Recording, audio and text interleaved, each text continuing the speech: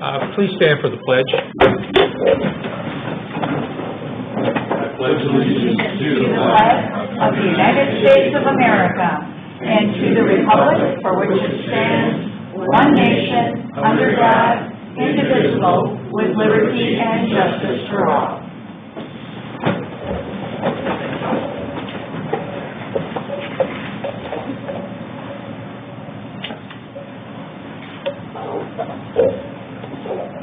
Start with the consent agenda. Approval of payroll, January 20th, 2023. Approval of claims, January 12th and 19th, 2023. Approval of minutes for Board of Finance, January 10th, 2023. I move to approve the consent agenda. Second.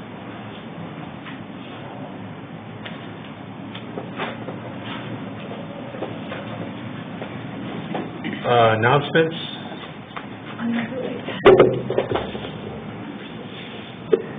Admin and Commissioners appointments to the following boards.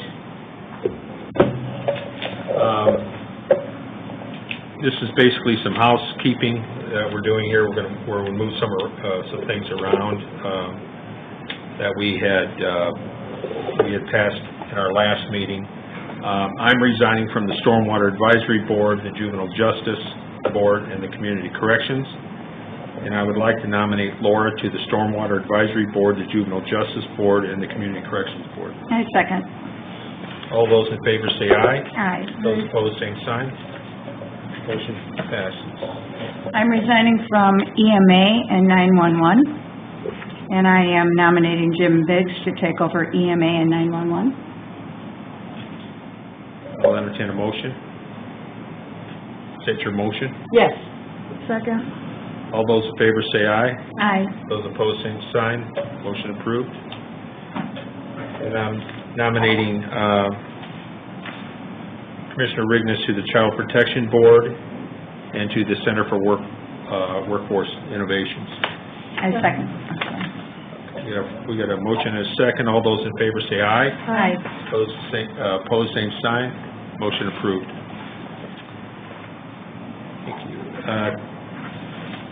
We have a correction to the Plan Commission Board. We had one appointment. Needs to be a Democrat affiliation residing in the unincorporated area of Porter County. I nominate Pam Fish. I have no problem with that appointment, but I want it to be conforming to giving everybody. We want to open it up again because we messed up. So the deadline will be till February 2nd, but I have no problem with Pam's. I move to revoke our appointment to the Plan Commission from the last meeting, Scott Williams. Well, let's deal with this. The motion dies for lack of a second, but again, for the record show, I have no issue putting her on there. I just don't want to do it out of sequence here. Correction to the Stormwater Advisory Board. You had one appointment. The appointment has to be residing in the unincorporated area of Porter County or own property in the unincorporated area of Porter County. And we found that out after we made the appointment, so I am moving to revoke our appointment of Scott Williams to the Plan Commission Board. Yes. Well, you don't have to. I guess we need a second for that. Second. Second. All those in favor say aye. Aye. Those opposed, same sign. Motion approved. And the deadline will be to apply for that is the February 2nd. Citizens appointments to the Board of Health. Wait, we have to do stormwater. Did stormwater. No, we did Plan Commission. I thought we did both, didn't we? I thought we did, but You guys only did, you guys have talked about both and you've revoked the Plan Commission appointment. Okay. I move to revoke our appointment of Nicole Baker to the Stormwater Advisory Board. Second. all those in favor, same sign. All those in favor say aye. Aye. Those opposed, same sign. Motion approved. The deadline for applying will be February 2nd. And we have the citizens' appointments to the Board of Health.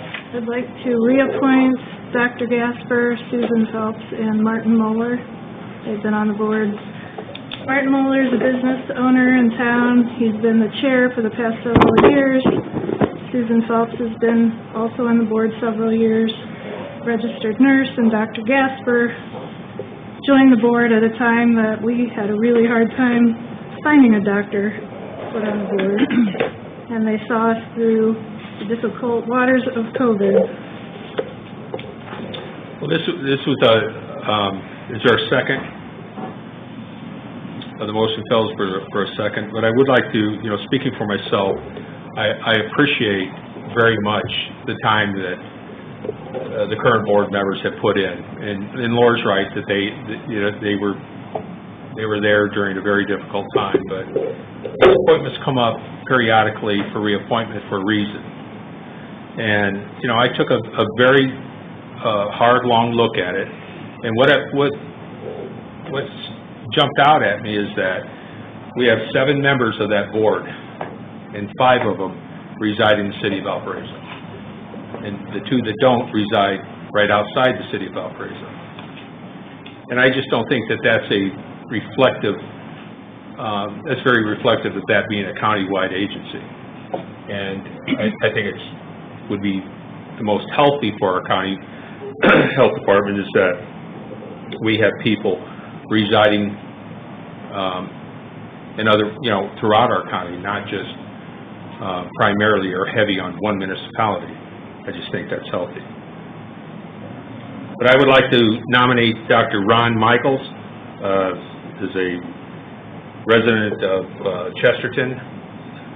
Dr. Michaels is a neurological surgeon, lives in Chesterton, and he's got 30 years of clinical experience. I second. All those in favor say aye. Aye. Those opposed? Aye. Motion passes. My second nomination would be to Robin Lane. Robin is an RN. She works in neuro ICU. She also works as a home health care nurse. She lives in Liberty Township. She's been a practicing nurse for 15 years. I second. All those in favor say aye. Aye. Those opposed, same sign. Aye. And we have the third appointment is Jessica Jepson. Jessica holds an MBA and a BS, which is an undergrad degree in healthcare administration. She works for a global network of over 200 different chiropractic offices, and she's worked in this field for 20 years. Second. And lives where? And lives in Valparaiso.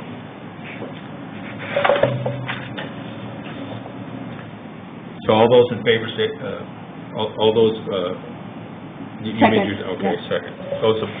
All those in favor say aye. Aye. Those opposed? Aye. And I just would like to say welcome to the new people, and this was not personal. I just do not like to knock people off the board who've been doing a good job and would like to continue with their service. And again, I too find it difficult to replace people who have been doing a good job. But when it was so heavy, the representation of the city of Valparaiso, 5 out of the 7 members residing in the city of Valparaiso, I just can't support that. Okay, we have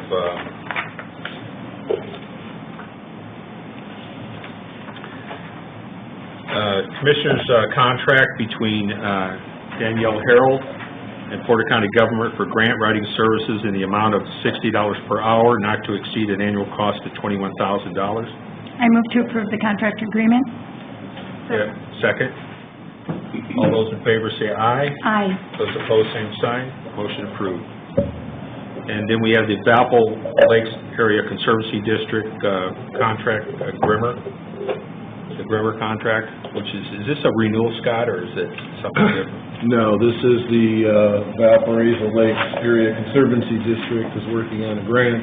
They've received that grant. This is their, but since we're the lead when it comes to the OPRA, then this contract is actually the responsibility of VLACD, but because we're the lead from an OPRA standpoint in the state and the grant, we approve it also. This has already been approved.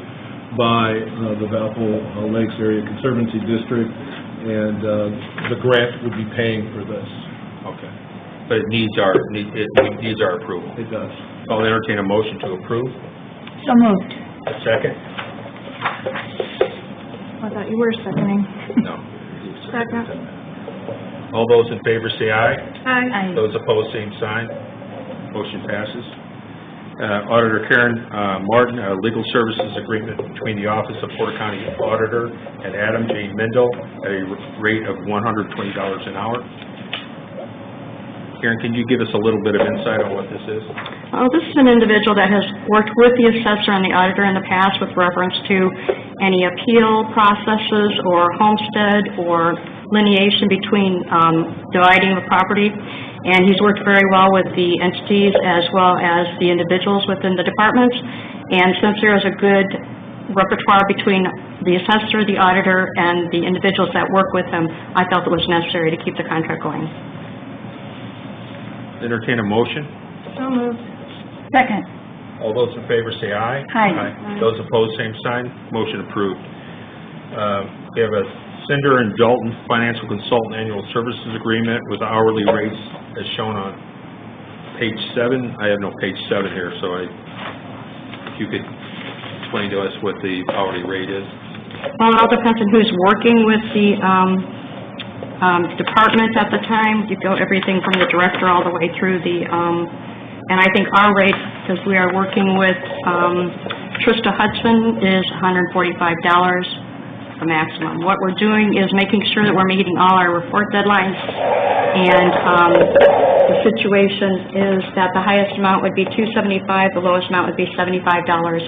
But this is working with GAP, the Gateway, and the ARP funds and grants to make sure all those reports are being done in a timely fashion. I'll entertain a motion. So moved. Motion to approve. Yes, motion. I move to approve. Second. Second. All those in favor say aye. Aye. Those opposed, same sign. Motion approved. Thank you, Karen. Health Department, Sheila Paul, Director.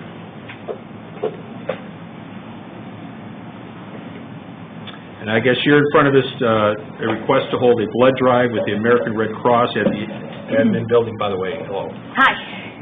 Building in room 102 on Monday, March 6th, and Thursday, May 4th, at 9:30 a.m. till 3 p.m.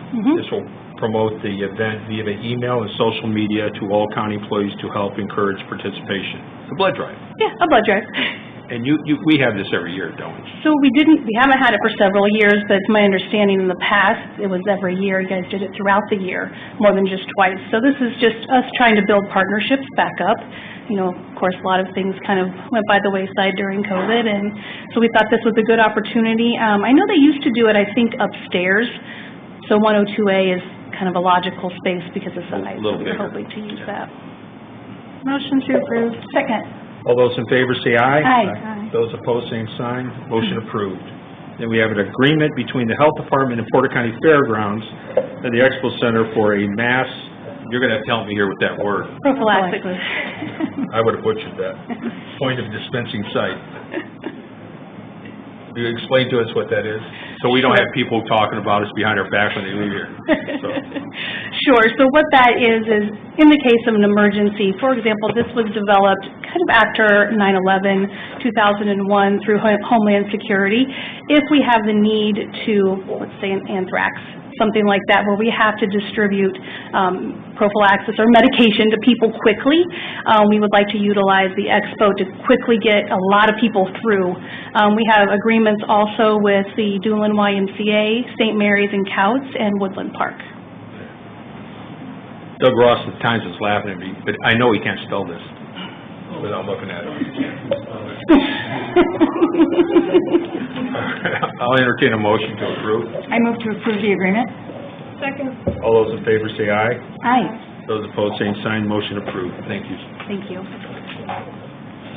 Corner Cindy Dykes.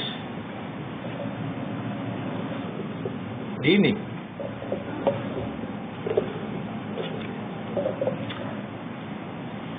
You having You have an extension, a service agreement with Porter Hospital Yes, that you'd like to approve. yes. Can you tell us just a little bit about that without getting too much in the weeds, what that's for? What that's for is to continue the fees that we're paying now. We pay $225. None of these fees have changed. They didn't raise any of their prices. For each autopsy, to use their radiology, each film is $50, and the CT scans are $250. The radiology films and the CT scans aren't done routinely. It just depends on what the case is. Entertain a motion. I move to approve the hospital services agreement. Second. All those in favor say aye. Aye. Those opposed, same sign. Motion approved. Thank you. Thank you. D911 Debbie Gunn, Director.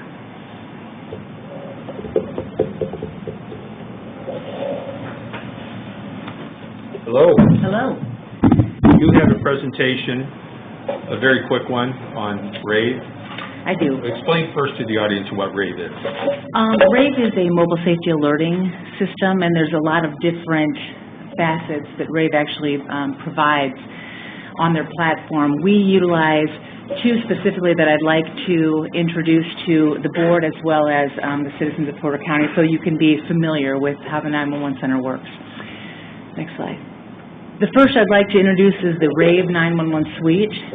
And next slide. You'll see on the screen here, first of all, I wanted to put up there the website where anyone can sign up.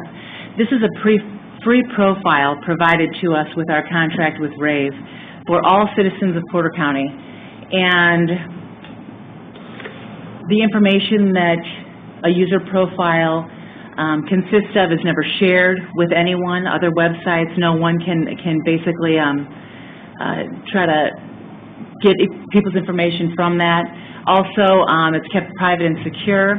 And what this does is it adds a level of, another level of information for first responders. So on these forms, and I'll be brief about it, this is the sign-up form. Those are some brief facts about it. And if you'd like to go to the next slide. This is the user profile view. So when you go in and you sign up for a Smart 911 profile, you can include, obviously, your address, landline, phone numbers if you have any, cell phone numbers, pets in the residence, medical conditions, specific information about the residents that would help first responders when you have an emergency at your home. And, for example, even emergency contacts can be added. This is vital, and it's underutilized in this county, I readily admit. For example, if you have a Smart 911 profile and you've associated your cell phone with that, and you are at Walmart and you're starting to have chest pain, and you call 911 and you're unable to articulate the problem to the dispatcher, with the Smart 911 profile, the dispatcher automatically, if you've included that in your information, will be able to know this patient has congestive heart failure, this patient has emergency contact information they'd like their daughter contacted. It's just very, very helpful to responders, especially those that are en route. You have medics en route at the time, they'll know exactly that this is potentially the problem. And that's just one aspect. There's many more that it encompasses, but that's why I'd like to really see more utilization of this. Next slide. Can I ask, how do you sign up? How does someone... You go to smart911.com, and like I said, it's a free profile. I'm glad you asked that question. Every 6 months, it's not intrusive at all. You won't be bothered. Like I said, they don't share your information. Every 6 months, RAVE will send you an email asking you to either confirm or update your information, and that's really the extent of the obligation. It's nationwide, and I'd like to share this briefly. RAVE Mobile Safety was just purchased by Motorola Solutions, so I'm hopeful that it will even expand. I spoke with some representatives this past week. They're expanding into new territory with RAVE Aware. And if those of you who may not be aware, we have been a RAVE customer since 2011. Porter County was really a flagship county. So they're eager when they launch their new products to contact us because of that relationship, so that's interesting. To go on with my next slide, this is a 911 dispatch view. You can see here, it's kind of small, I apologize, but you can see that this is the view that a 911 dispatcher will get, and what is evident to everyone there is a yellow banner. That is alert notifications that the dispatcher will receive. You can click on that as a dispatcher and get more extensive information regarding that particular Smart 911 profile. Go to the next. Next, that's also part of the 911 suite, and I think this is very interesting, especially as a dispatcher. This is ravefacility.com. It acts similar to the Smart 911 profile, however, this is based, as stated, on facilities. So I'd like to give a shout out to Matt Melton. Matt Melton established all Porter County buildings. They all have their own facility, Rave facility profiles, and it's something that we really, I'll say this, there's only 38 facility profiles in Porter County. This is something that I've always liked and desired to grow. I think that if we had more exposure to this, we could really sign up schools, other businesses, and Schools aren't signed up on this? no, they're not. There's a lot of, as you can imagine right now, technology is booming, so there's a lot of competing technology for things like the schools. I could go into great detail, but this is something where schools can provide their floor plans, and if someone calls from the school, if it's a cell phone that doesn't have the profile but is within the geo-fence of that location, this Rave facility profile pops up for the dispatcher. That's a phenomenal tool.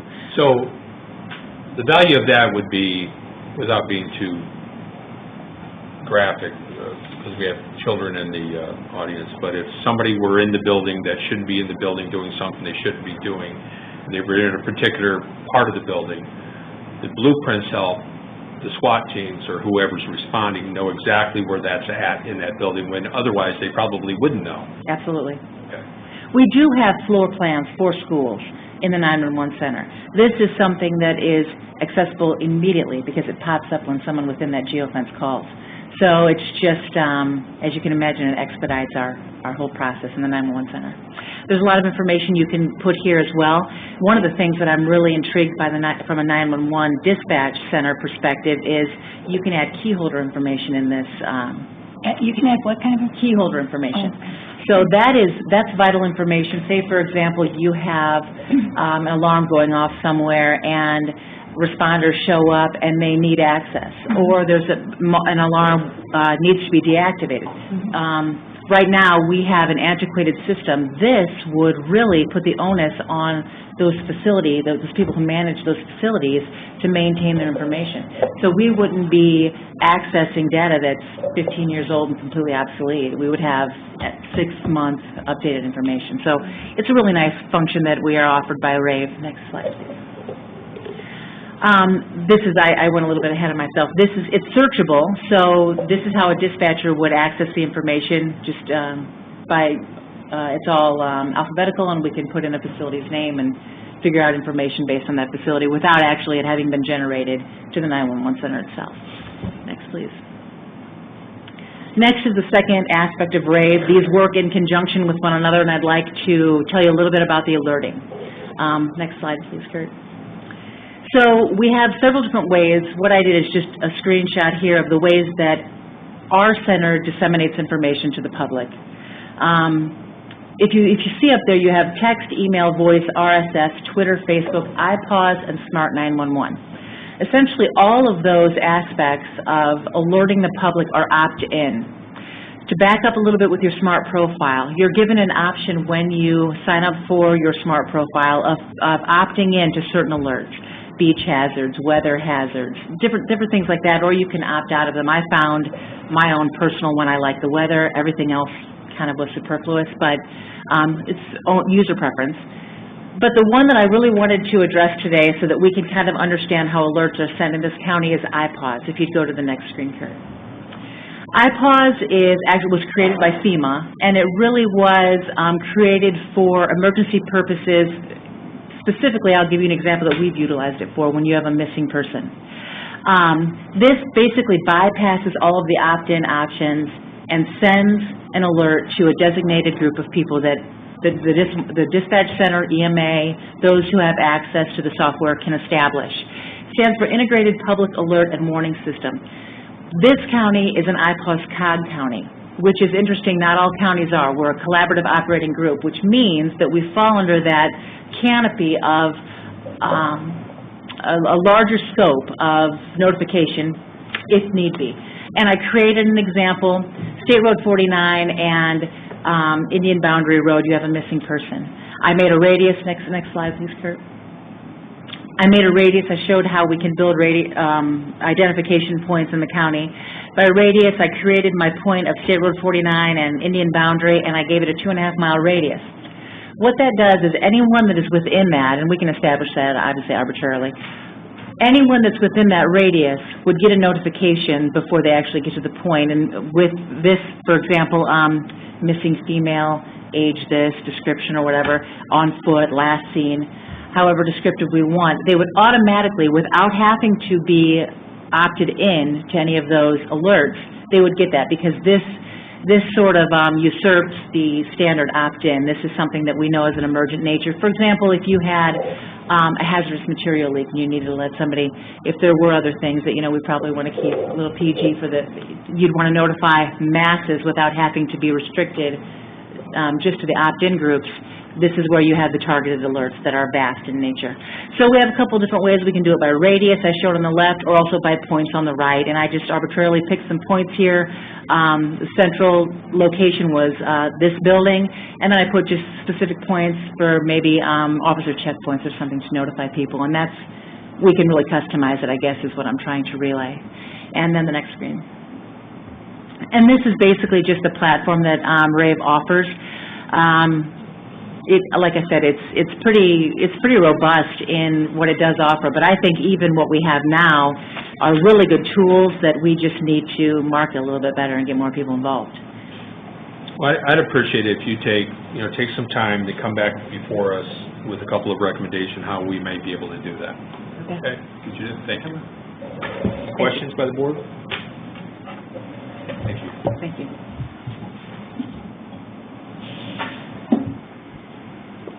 Highway?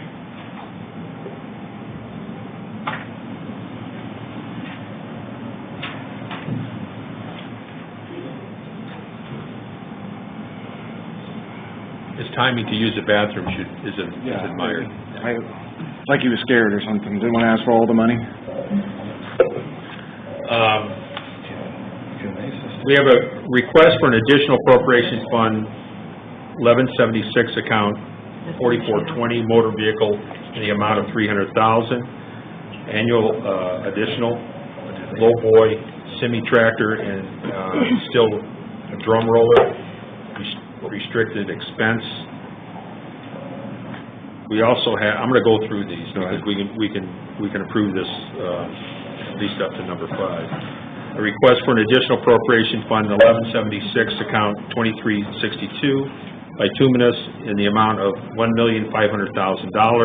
Annual additional chip and seal, crack seal, and paving, restricted expense. And then a request for an additional appropriation fund 1176 account 2360 aggregates in the amount of $200,000. Annual additional stone or chip and seal.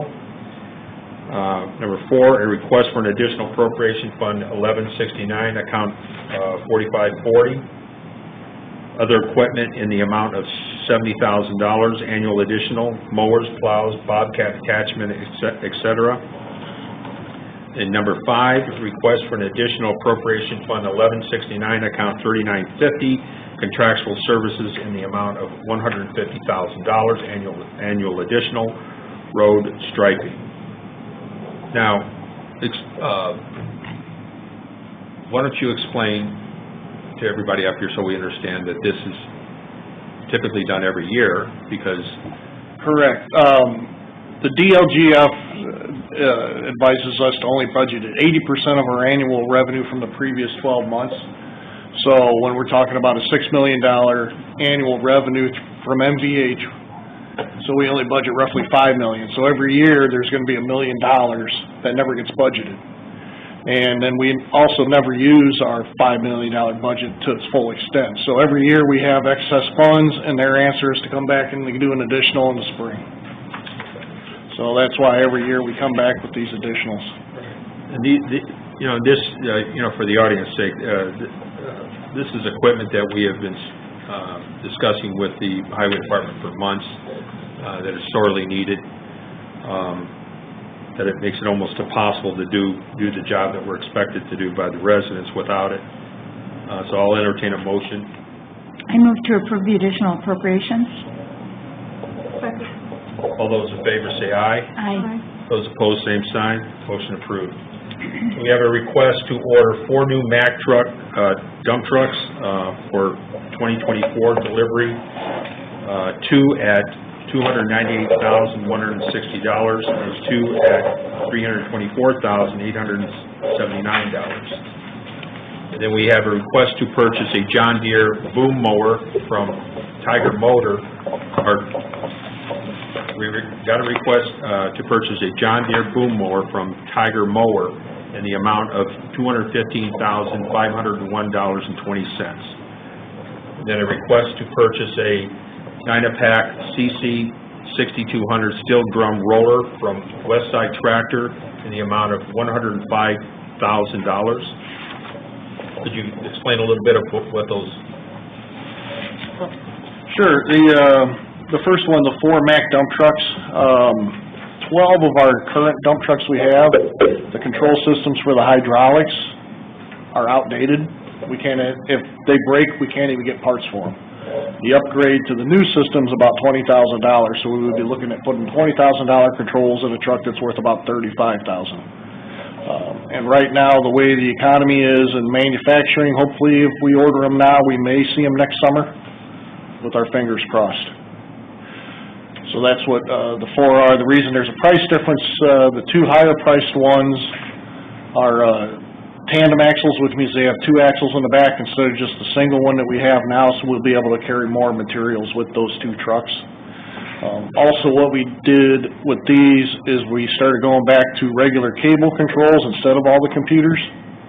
Because after 20 years of computer controls in these dump trucks, we realized that it's very expensive to maintain. So we're going to go back to the old-fashioned cables and levers to control those. Okay. Did we price this stuff out? That's through Sourcewell.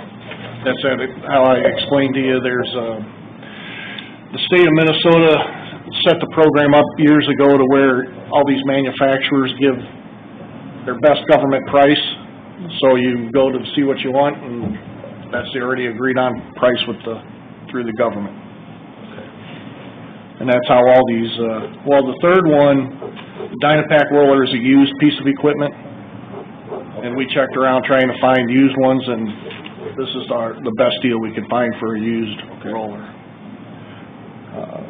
The John Deere tractor, as you know, last year we had transmission problems with our current boom mower, which is about 15 years old, and we were without it all summer.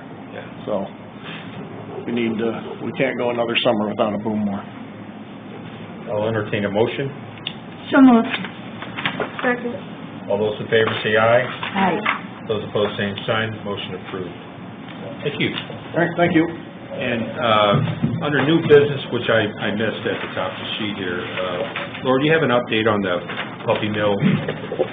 Chad, you want to go ahead and cover where we're at on that? So since last meeting, I've dug into some of the other cities and counties around, like the city of Indianapolis and Carmel, to name a few. There was another one that one of you left on my desk today that I looked at. But ultimately, what it's looking at doing is, the directions have been pretty simple, straightforward. The retail sale is really what we're looking at from the for puppies. That is, to be clear, that is only in unincorporated. We don't control cities and towns. And it is not, it's excluding, farmers or people in their residence that are potentially raising, puppies for sale. This is the retail sale of finite list of young animals, puppies, kittens. So like breeders are protected. Correct. So if you're, live on a farm or live in the country or live in unincorporated Porter County and you are a dog breeder, this ordinance is not intended, nor will it affect you. It's the retail sale, which means a retail business storefront that is selling these things, not And that doesn't private include orders. rescues and shelters. Correct. The retail sale for profit. And you think we should be able to have something to talk about by our next meeting? Yes. This sounds like something we're going to do, and I think it's a great idea. Glad Laura brought it up to us. So we'll probably have a contract in front of us, or an ordinance in front of us by our next meeting. I think that will just about, any other matter which the Board of Commissioners would like to speak about? No? Any question from the audience, other than how well we did tonight? Good, everybody wants to go home. Yeah, that's a good thing about these night meetings, nobody wants to talk, see? I thought there'd be a positive come out of this one way or the other. Well, thank you all very much, good night.